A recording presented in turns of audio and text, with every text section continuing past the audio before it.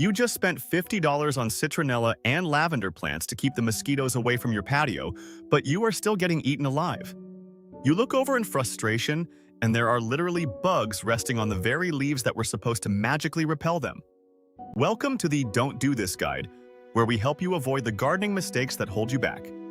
If you want a lush garden with less effort, hit that subscribe button.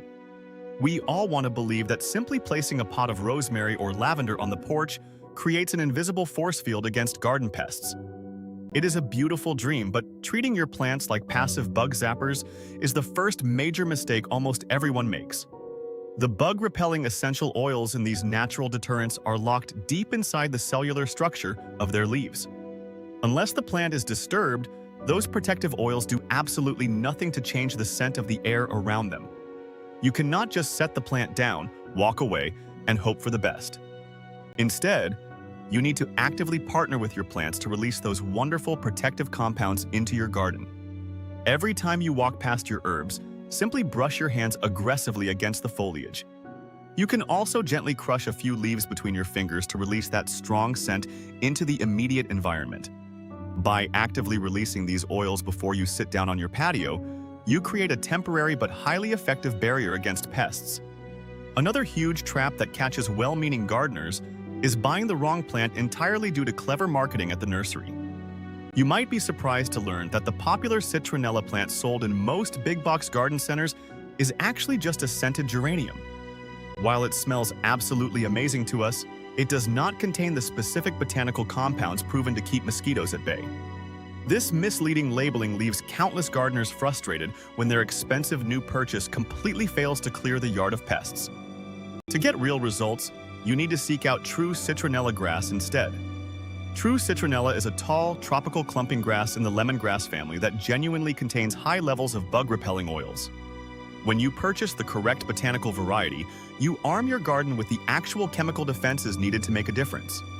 Even when you buy the right plants, placing them too far away from your vulnerable crops is a massive missed opportunity. Many gardeners buy marigolds to protect their precious tomato plants from nematodes and hornworms, but they plant them at the opposite end of the yard.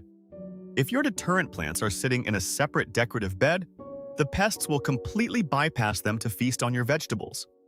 Insects find your garden crops by sensing the chemical odors your vegetables release into the air.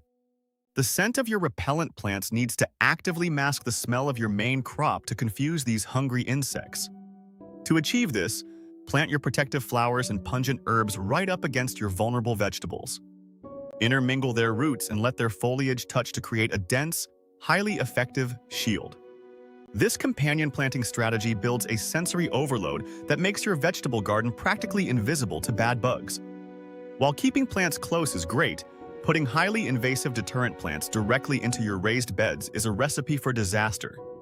Mint is incredibly fantastic at repelling ants, aphids, and even rodents, so a lot of people excitedly plant it right next to their lettuce. By the end of the summer, that single mint plant will have sent aggressive runners underground, completely choking out your delicate crops. It is incredibly difficult and frustrating to eradicate a mint plant once its root system takes hold in your rich garden soil. You might end up having to dig out your entire garden bed just to save your vegetables from being smothered. To safely enjoy the incredible pest-deterring power of mint, you just need to keep it strictly confined.